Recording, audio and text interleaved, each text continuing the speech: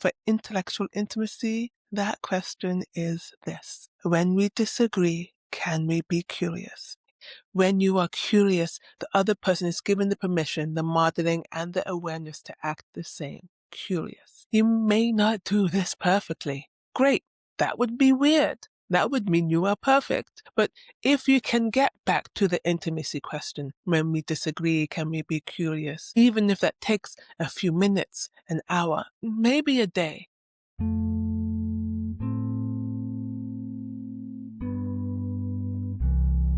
Hi everyone. My name is Zoe Malcolm, and I would like to welcome you to the Four Attractions and the Four Intimacies podcast, where we explore trust, connection, and, well, intimacy. I hope that you listen to the little trailer because it will give us a good place to start from, i.e., non-judgment and acceptance, as well as a good handful of curiosity. I will be honest, and I hope we can be playful together. Today, I want us to talk about intellectual attraction and intimacy. But first, let us define those words. Attraction, in this framework, is a practice of one, i.e., only one person needs to be involved for this to be real. You. I mean you. You feel an attraction. It does not need to be felt by the other person, and many times it is not. Maybe that is just me, but in any case, another word for an attraction is a crush. And the reason why I specify this word is because, especially when we are younger or in our teenage years, these crushes or attractions can get so elaborate that they start to feel like relationships. They are not. Attraction is a practice of one.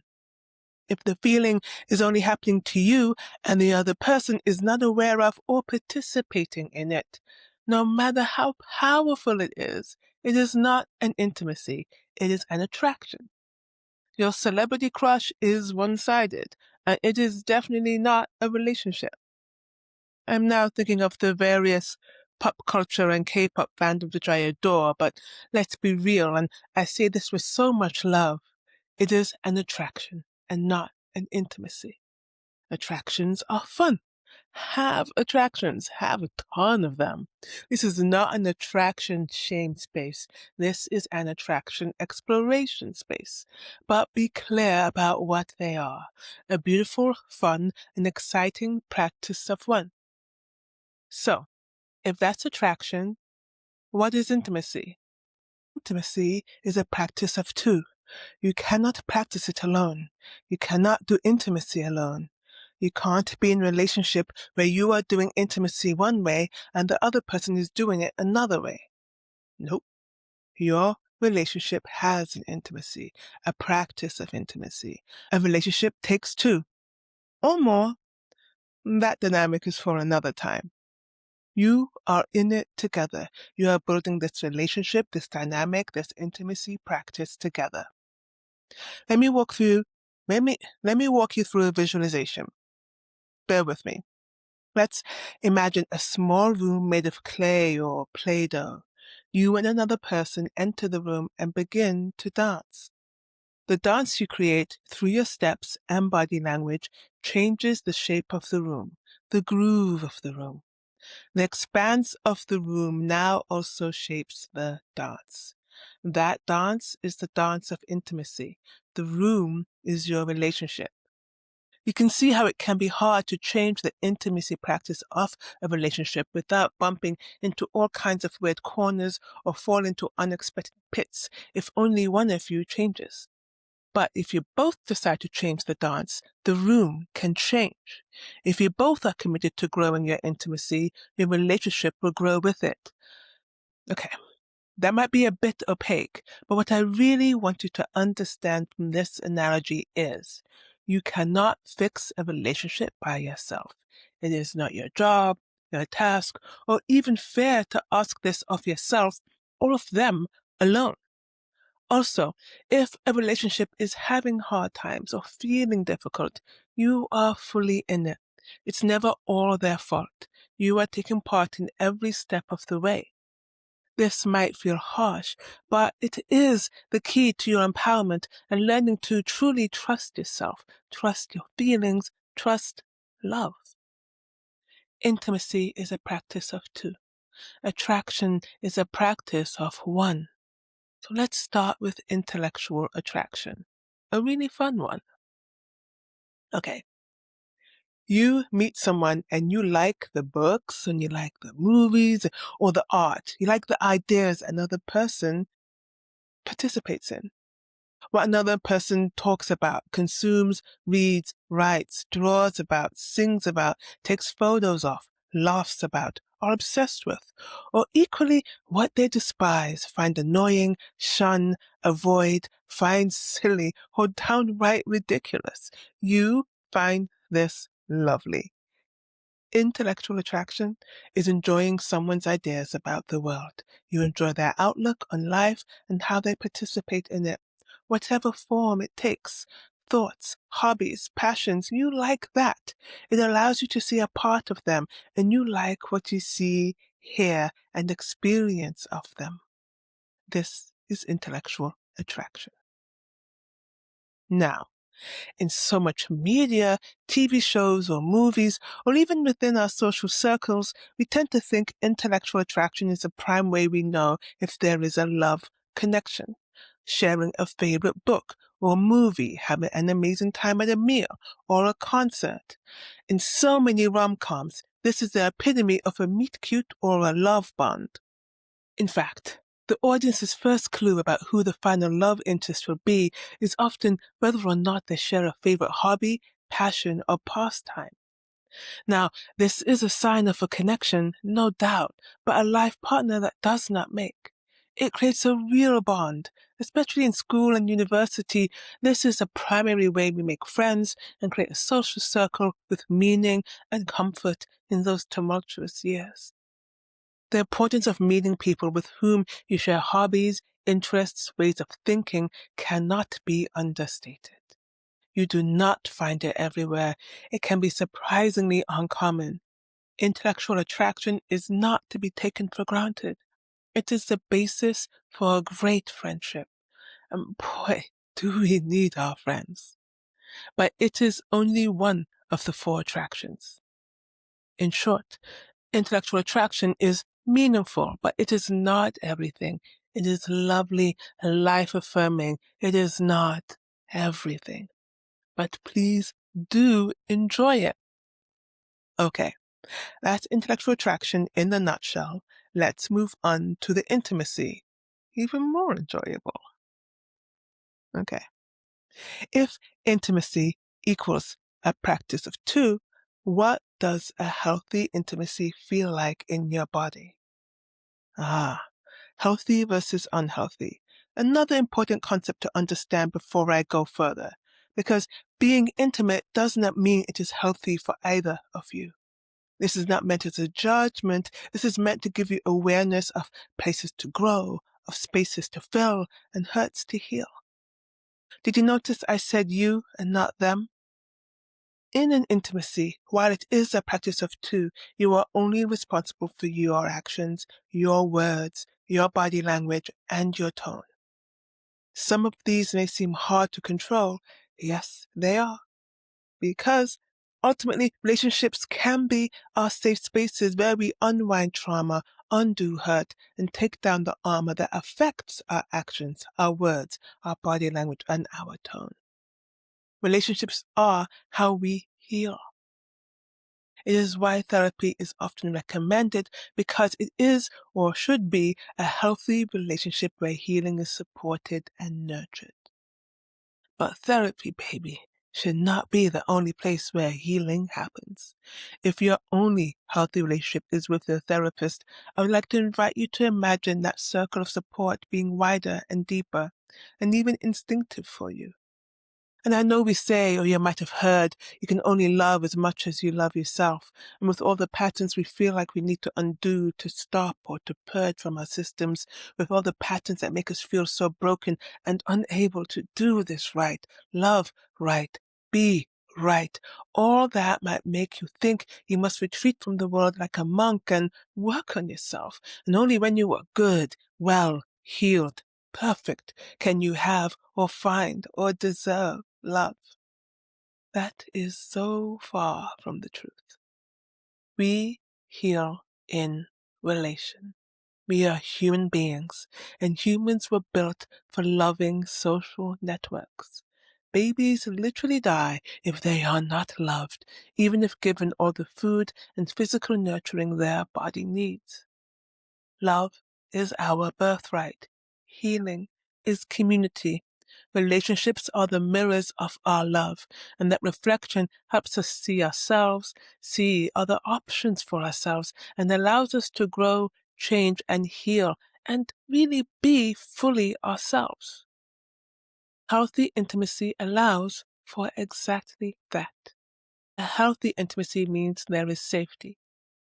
Now, safety can be a bit of a therapeutic buzzword, so I prefer saying a healthy intimacy is trust.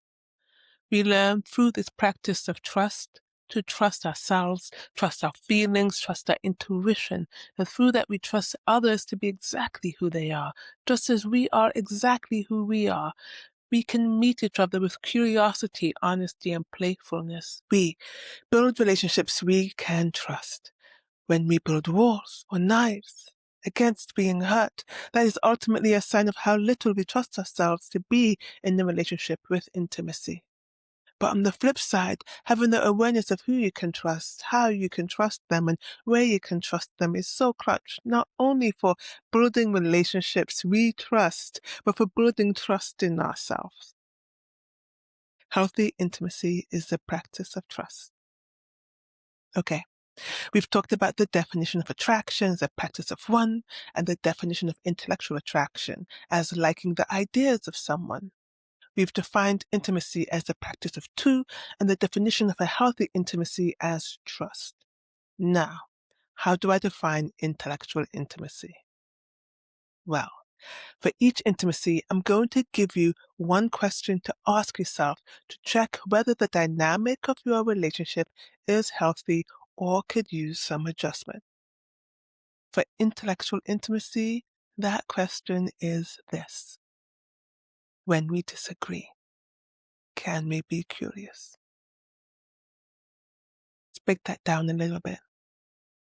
So, when I first created these questions, I made them I questions because I wanted us to be accountable for our own actions. I wanted us to see our own participation in the intimacy.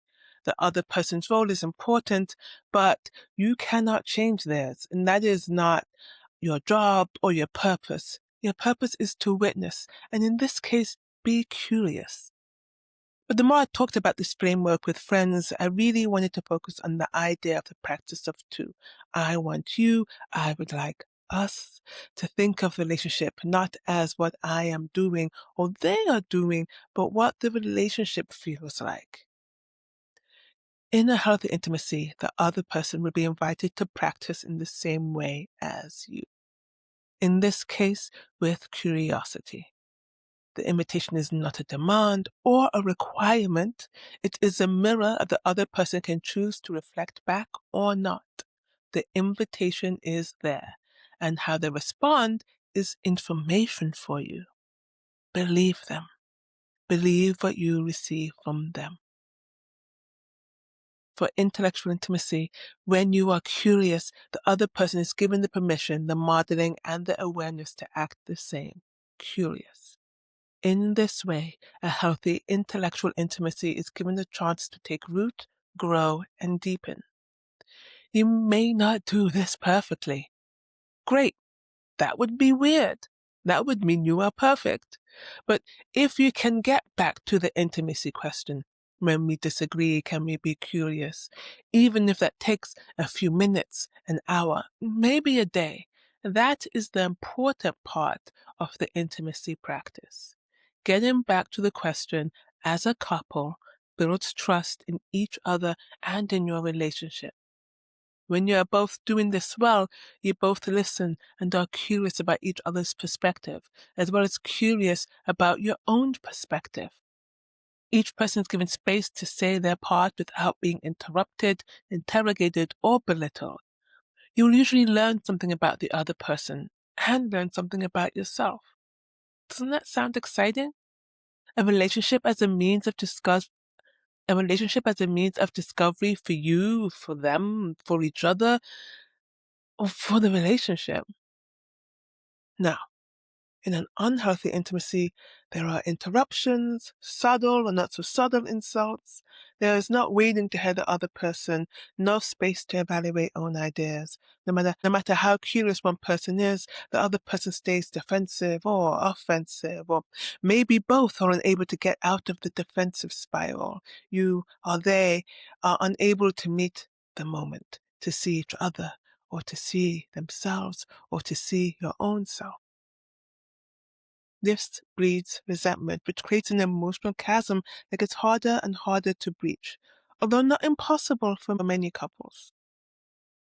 Question: are you the one that is unable to meet the moment with curiosity? Does this sound familiar? Reminder: the goal of this Four Intimacies framework is not to lay blame if an intimacy interaction is unhealthy, but to provide guideposts for awareness, such as, this is not working. Can I do something different? Or, why don't I feel like I can do something different? There are no quick fixes, hacks, or clear paths. Awareness is a key to having this paradigm help you. Be aware of what kind of intimacy you are practicing together, because intimacy is a dynamic you build together. I cannot stress this enough. Intimacy is never something one person does, ever. You are never the one person at fault, or the one person to fix it, or the one person who does it right. So, be aware in the moment or after a break of how the interaction makes you feel, whether the dynamic is healthy or not. Then move, speak, adjust from there to reach for the relationship goal you want. You get to choose. And while the quality of the intimacy is in the questions we ask, the answer gives us next steps or choices or lessons. Do you remember when I said believe them? I always think of Maya Angelou's quote, and I might be paraphrasing. When people tell you who they are, believe them. I would like to add, after that, some words from many Buddhist traditions. Let it be. You know what kind of relationship you have. You know how to hold on to your own integrity in this relationship. You know your boundaries and your expectations. If there is an unhealthy dynamic, you have or can gather tools or choices to help keep your integrity. If there is a healthy dynamic, boundaries and expectations are agreed to, respected, and trusted by both of you. You both get to feel free to be your authentic selves. Kindness rules. I'm sure we can think of times when we were not curious, or when someone else wasn't curious about us, or when we witnessed couples or even communities fail to be curious. Intimacy is a choice, or at least it should be. Don't let intimacy be or continue to be an accident. You have agency here. It's called free will. Exercise it. No matter what, you don't need to fix a relationship, change them, or fix yourself, or change yourself. The first step is always let it be. Let it be true. Let where you are stand clear before you. Don't deceive yourself. Do not rationalize. Let it be. Then feel as much as you can. That's right. Feel. It's not always pretty, and that's okay. Feel your love or your pain, your sacrifice, your hope and your joy. Feel it all, and then let your heart answer the question, how do I need to be loved? And then you, yes, you, move, speak, flow, stutter, stumble, stand from there. Because not everyone deserves their intimacy. Intimacy is precious, even sacred. I heard one time that in Arabic there are 12 different words for a friend, and they all refer to different levels and intensity of intimacy. Korean has 5 different words. In English, we only have friend and best friend, maybe also acquaintance. But in either case, the goal is not to have a healthy intimacy with everyone. That's impossible and, frankly, dangerous. The goal is to be clear on who gets to be intimate with you. And I know this sounds like it is about sex, but it is about more than that. Your emotions, your heart, your joy, your heartbreak, your passion, your pain, your soul, your trust. It is your birthright to be seen, heard, held, and known. But you get to choose, and they get to choose you. Friends, family, lovers, partners. Okay. Let's bring it back. Attraction is a practice of one. Intimacy is a practice of two. A healthy intimacy means trust. Intellectual attraction, enjoying the way another person sees the world. Intellectual intimacy, when we disagree, can we be curious? And the key word for all of this is curiosity. Okay.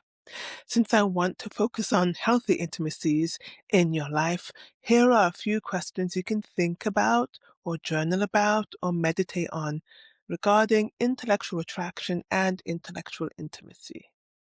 I would like to invite you to sit with any of these questions and really feel the questions or feel the answers in your body. Okay? Okay. Here are the things I am curious about for you. Number 1. I'm starting with intellectual attraction questions here. How many ways have you been intellectually attracted to someone? What did it feel like in your body? Did you act on it or not? Number 2. When you were able to act on an intellectual attraction, what came of it? Friendship, a fun moment, lifelong bond, or nothing? How did that make you feel? 3. After this discussion, what are you looking for in an intellectual attraction? How does it feel to know what intellectual attraction means to you? Okay, got a few intellectual intimacy questions. Have you had the experience of disagreeing but still feeling heard? That's question number 4 that I just said. And I'm going to move on to question number 5. Have you disagreed with someone but still felt curious about where they were coming from? Question number 6. Is there someone in your life you would like to do this better with? Why? What does it feel like now? What do you want it to feel like? Number 7. Is there someone with whom curiosity feels impossible? For them or for you? What does that feel like? Number 8. Is there someone in your life with whom you already have a practice of curiosity? What does that feel like? Okay. And again, with all these questions, I'd love you to feel the answers in your body. You are ready for this. We are going to do this together, okay? I will add these questions into the show notes. If you are willing, I'd love to hear about what answers came up for you, either in the comments or DM me on Instagram or send an email at thefourintimacies@gmail.com. But privacy is paramount, otherwise I wouldn't have started this whole program. The answers are for you. Until next time, when we will get into emotional attraction and emotional intimacy. Be curious, my dear. Hi, if you've made it this far, thank you for listening. I am Zoe Malcolm, and this is the Four Intimacies experiment, which I really hope will be a conversation for all of us. If this resonates with you at all, feel free to like, follow, or subscribe to the podcast. We are on YouTube, on the Four Intimacies channel, or wherever you can listen to your podcast. You can follow on Instagram at the Four Intimacies or email me using thefourintimacies@gmail.com.